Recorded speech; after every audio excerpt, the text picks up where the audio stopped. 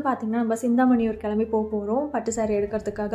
எதுக்குன்னா இங்கேருந்து நம்மளை அழைச்சிட்டு போவாங்க இல்லைங்களா, அந்த அதை என்ன சொல்லுவாங்க மாதிரி தெரியலையே, அப்போ வந்து பார்த்திங்கன்னா பட்டு சாரி கட்டி தான் அனுப்புவாங்களாம். ஸோ அதுக்காக தான் நம்ம சிந்தாமணியூர் கிளம்பி போகிறோம். மார்னிங்காக வந்து பார்த்திங்கன்னா எந்திரிச்சு குளிச்சுட்டேன். நான் குளிச்சுட்டு கொஞ்சம் திங்ஸ்லாம் எடுத்து வைக்கிற வேலையும் இருக்குது. எனக்கு ஃப்ரண்ட் சைடு மட்டும் கொஞ்சம் நல்லா ஈரமாகிடுச்சு. அதை லைட்டாக காய வச்சுட்டு நம்ம அடுத்தடுத்து ரெடியாக ஆரம்பிக்கலாம். இப்போ வந்து பார்த்திங்கன்னா நான் பர்ஃப்யூம் தான் வந்து சூஸ் பண்ணுறதுக்காக ஓப்பன் பண்ணியிருந்தேன். இன்னொரு விஷயம் நான் யோசிச்சிருந்தேன், என்கிட்ட கொஞ்சம் ப்ராடக்ட்ஸ் நிறையா இருக்கனால கிவ் அவே பண்ணலாம் அப்படின்ற ஒரு ஐடியாவில் இருந்தேன். சில ப்ராடக்ட்ஸ் வந்து புதுசாக இருக்கும், சில ப்ராடக்ட்ஸ் வந்து வீடியோஸில் இந்த லிப்ஸ்டிக்ஸ்லாம் இருக்கு இல்லைங்களா, அது ஸ்வாட்சஸ் பண்ணி காமிச்சிட்டு அகைன் அதிலே நான் போட்டு வச்சுருவேன். ஸோ யூஸ் பண்ணதான் அந்த மாதிரிலாம் கிடையாது. கிவ் அவே பண்ணலாம் அப்படின்னு ஒரு ஐடியாவில் இருக்கேன். பட் அது உங்களுடைய சாய்ஸ் தான். பண்ணலாம் அப்படின்னா கமெண்ட்டில் சொல்லுங்கள். மெஜாரிட்டி எதுக்கு வருதுன்னு பார்த்துட்டு நம்ம கிவ் அவே பண்ணலாம். அப்படி கன்ஃபார்ம் கிவ் அவே பண்ணுற மாதிரி இருந்துச்சுன்னா என்ன மாதிரி கொஷின்ஸ் கேட்குறேன் அப்படின்றது நான் உங்களுக்கு அடுத்த வீடியோவில் ஏதாச்சும் ஒரு கம்யூனிட்டி போஸ்ட்லேயும் நான் வந்து போடுறேன். ஓகேங்களா? ஸோ இப்போ வந்து பார்த்திங்கன்னா நான் ரெடி ஆகிறதுக்காக எல்லாம் மேலே எடுத்து வச்சிட்டேன்னு வைங்களேன், டக்கு டக்குன்னு சீக்கிரம் முடிஞ்சிடும். இல்லைன்னா வச்சுக்கோங்களேன், தலை செய்யும் போது கிளிப்பை தேடுற மாதிரி இருக்கும், ஹேர் பேண்ட் தேடுற மாதிரி இருக்கும். எனக்கு அப்போ ரொம்ப கடுப்பாகும். அதே மாதிரி ஹேண்ட் பேக்குள்ளே என்னென்னலாம் வைக்கணும் அப்படின்றத நான் முன்னாடியே எல்லாம் எடுத்து வச்சுட்டு அதுக்கப்புறம் தான் நான் வந்து ரெடி ஆகுவேன். அதே மாதிரி ஃப்ரண்ட் போர்ஷனில் மட்டும் நான் கொஞ்சம் ஸ்ட்ரைட்டன் பண்ணுவேன். ஏன்னா எனக்கு இப்போ கொஞ்சம் நேச்சுரலான அந்த வேவி ஹேர்லாம் நல்லாவே வளர ஆரம்பிச்சிருச்சு. அதனால் என்னுடைய பேங்க்ஸ் மட்டும் லைட்டாக நான் ஸ்ட்ரைட்டன் பண்ணிப்பேன். நிறைய பேர் என்கிட்ட இன்ஸ்டாகிராமில் ஏகப்பட்ட கொஷின்ஸ் வந்து கேட்குறீங்க. நான் என்ன சொல்கிறேன்னா, நமக்கு இப்போ 2,50,000 சப்ஸ்கிரைபர் வர போகிறாங்க. இப்போ 2,45,000 இருக்காங்கன்னு நினைக்கிறேன். எப்பயுமே நம்ம ஆஃப் செஞ்சுரி அடிக்கடிக்கு என்ன பண்ணுவோம்னா Q&A கொஷின் ஆன்சர்ஸ் கண்டக்ட் பண்ணுவோம் இல்லைங்களா. ஸோ 2,50,000 வந்ததுக்கப்புறம் நம்ம அகெயின் ஒரு Q&A கொஷின் ஆன்சர் நான் வந்து கண்டக்ட் பண்ணுறேன். அதில் உங்களோட கொஷின்ஸ் எல்லாமே கேளுங்க, அதில் கொஞ்சம் ஃபன் பண்ணி வைப்போம். ஸோ இப்போ வந்து பார்த்திங்கன்னா ஸ்கின் கேர்லாம் முடிச்சுட்டு ஹேரும் கோம் பண்ணிவிட்டேன். இப்போ நம்ம சன்ஸ்க்ரீன் வந்து மெயினாக அப்ளை பண்ணுவோம் இல்லைங்களா, அதை பார்க்கலாம். இப்போ வந்து பார்த்திங்கன்னா டாக் எல்லாடி நீம் மேட்டிஃபைங் சன்ஸ்க்ரீன் பற்றி தான் பார்க்க போகிறோம். ஸோ இது வந்துட்டு SPF 50 UVA + UVB PA+++ இதில் இருக்குது. மெயினான விஷயம் வந்து பார்த்திங்கன்னா ஆயில் ஃப்ரீயாக இருக்கும், ஒயிட் காஸ்ட் சுத்தமாக வரவே வராது. இதோட டெக்ஸ்சர் வந்து நல்லா டிரான்ஸ்பரண்ட்டாக இருக்கும். ஸோ அப்ளை பண்ணும்போது நல்ல ஒரு மாய்ஸ்சரைசிங்கான ஒரு எஃபெக்ட் இருக்கும். இதில் மெயினான இன்க்ரீடியன்ட் வந்து பார்த்திங்கன்னா எல்லாடி அண்ட் நீம் வந்து ஆட் பண்ணியிருக்காங்க. இந்த சன்ஸ்க்ரீன் ரொம்பவே லைட் வெயிட்டான ஒரு ஃபார்முலா. அது மட்டும் இல்லாமல் நான் கமலோஜெனிக், வாட்டர் ரெசிஸ்டண்ட்டு கூட, 100% நேச்சுரல் ஜிங்க் ஆக்சைடு இருக்குது. ஸ்கின்ல வந்துட்டு ஒரு மாதிரி இரிட்டேஷன், சன்பர்ன் ஆகாது, ஸ்கின் டேமேஜ் ஆகிறது, இந்த மாதிரி எதுவுமே இருக்காது. ஸோ இதோட டெக்ஸ்சர் வந்து இந்த மாதிரி தான் டிரான்ஸ்பரண்ட்டாக இருக்கும். ஆயிலி ஸ்கின் பீப்புள் கண்டிப்பாக யூஸ் பண்ணலாம். ஹார்ஷ் கெமிக்கல் வந்து எதுவுமே யூஸ் பண்ணலாம். ஒயிட் காஸ்ட்டும் வராது, க்ரீசினஸும் இருக்காது. உங்களுக்கு போர்ஸ்குள்ளே போய் லாக் ஆகாது, அந்த மாதிரி எதுவுமே இல்லை. அது மட்டும் இல்லாமல் ஆக்னி ப்ரோன் ஸ்கின் பீப்புள்ஸுமே கூட இது யூஸ் பண்ணிக்கலாம்.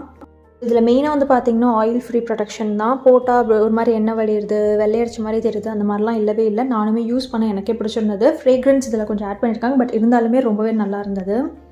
இந்த ப்ராடக்ட்டோட லிங்க் வந்து பார்த்திங்கன்னா நான் டிஸ்கிரிப்ஷனில் கொடுக்குறேன், கண்டிப்பாக செக் அவுட் பண்ணி பாருங்கள். ஸோ இதுக்கப்புறம் கம்ப்ளீட்டாக நானும் ரெடி ஆகிட்டேன். என்னுடைய பர்த்டே ட்ரெஸ் தான் அன்றைக்கி நான் வேர் பண்ணியிருந்தது. ஸோ மார்னிங் பிரேக்ஃபாஸ்ட்டு சாப்பிட்டு நம்ம உடனே கிளம்பியாச்சு. நாங்கள் மார்னிங் ஒரு 11 o'clock கிட்டே கிளம்பணும். போகும்போதே ஆனால் செம்ம வெயில் ஒரு மாதிரி இருந்தது. பட் வரும்போது வந்து பார்த்திங்கன்னா அப்படியே ஆப்போசிட்டான ஒரு வெதர் கண்டிஷன் சூப்பராக இருந்தது. ஸோ போகிற வழியில் வந்துட்டு எங்கள் வீட்டில் எல்லாருமே டீ குடிப்பாங்க, நான்லாம் குடிக்க மாட்டேன் இல்லைங்களா. நான் வந்துட்டு லேஸ் பேக்கெட் நிறையா வாங்கி வச்சுக்கிட்டேன், நம்ம காரில் போக சாப்பிட்டுக்கிட்டே போகலாம் அப்படின்னு.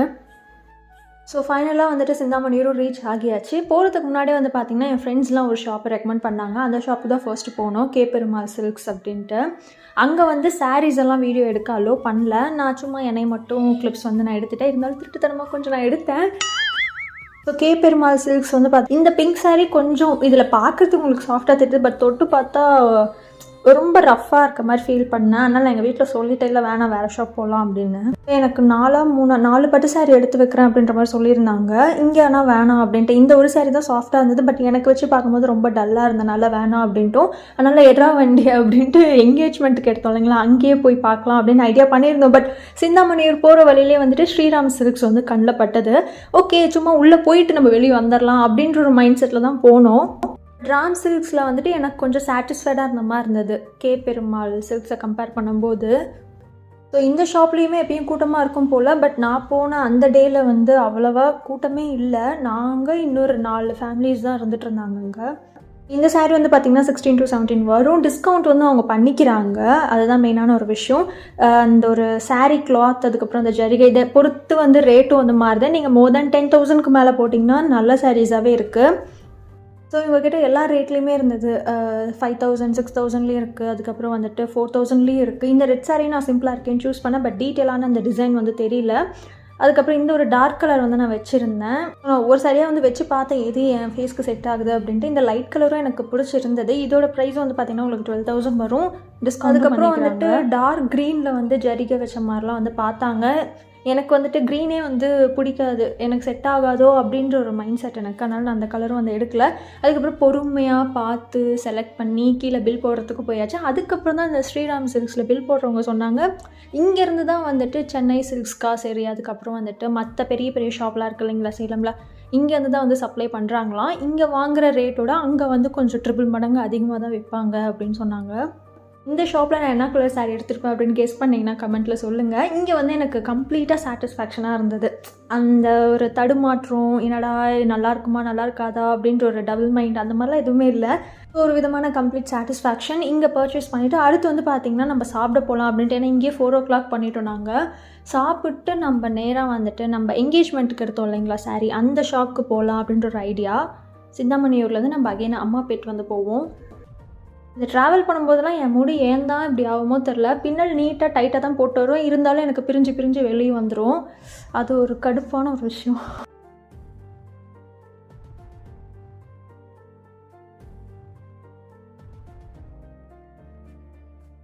ஸோ இதுக்கப்புறம் இந்த ஈவினிங் வெதர் கண்டிஷன் நல்லாவே இருந்தது. ஸோ இந்த ஒரு ரெஸ்டாரண்ட்டில் சாப்பிட்றலாம் அப்படின்ட்டு வந்தோம். இது என்னது ஆனந்த பவனா சம்திங் மறந்து போச்சு எனக்கு.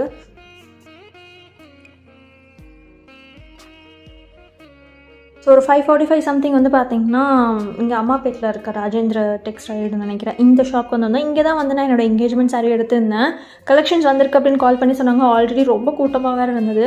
இந்த பிங்க் அண்ட் ஸ்கை ப்ளூ அது க்ரீனா அந்த சாரியும் பார்க்க நல்லா தான் இருந்தது. அது காமிச்சிட்டு இருந்தாங்க. அதுக்கப்புறம் தான் நாங்கள் போனோம், அந்த ஃபேமிலியெல்லாம் போனதுக்கப்புறம். ஸோ இந்த ஒரு ரெட் கலர் வந்து எடுத்து போட்டிருந்தாங்க. நான் எந்த ஷாப் போனாலும் ஏதாச்சும் ஒரு ரெட் கலர் சாரீ என் கண்ணில் பட்டுருது.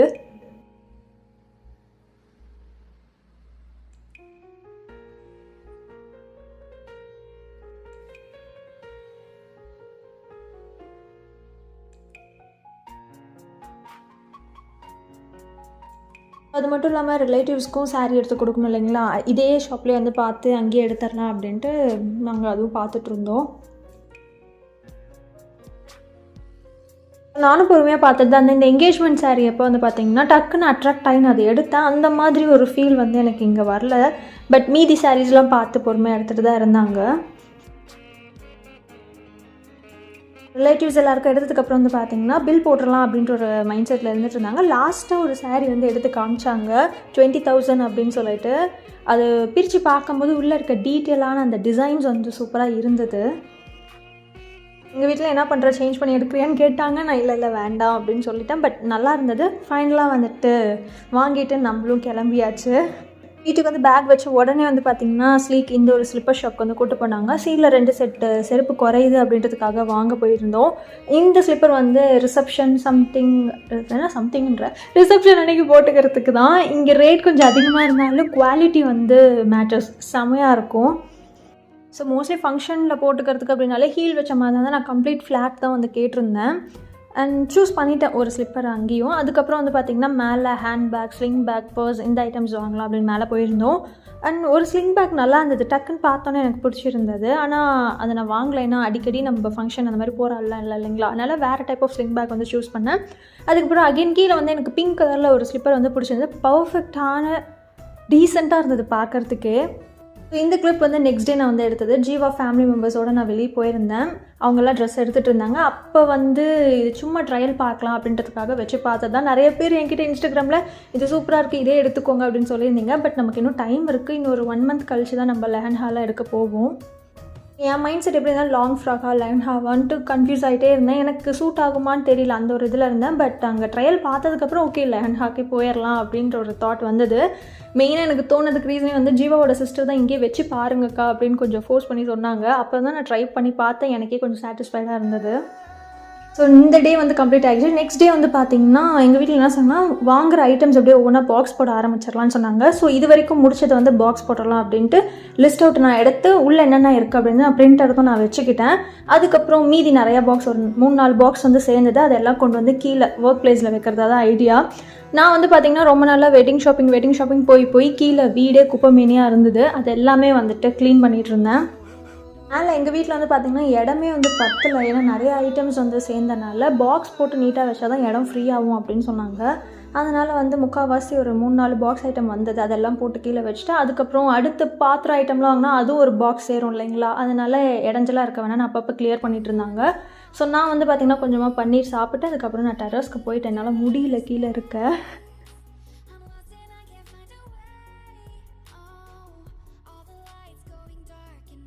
பாத்திரம்லாம் வாங்குகிற விலாகும் நிறைய பேர் வந்து போன வாட்டியே கேட்டிருந்தீங்க. அது நெக்ஸ்ட்டு வரும். கொஞ்சம் டிலே ஆகி தான் நானே போடுறேன், எனக்கே தெரியுது. பட் எதுவும் நினச்சிக்க வேணாம். இதோட இந்த விலாக் வந்து முடியுது. நான் உங்களை நெக்ஸ்ட் வீடியோவில் பார்க்குறேன் கேர்ள்ஸ். பாய். ட்ராக் எல்ஆர்டி நீம் மேட்டிஃபைங் சன்ஸ்க்ரீனோட லிங்க் வந்து பார்த்தீங்கன்னா நான் டிஸ்கிரிப்ஷனில் கொடுக்குறேன். செக் அவுட் பண்ணி பாருங்கள்.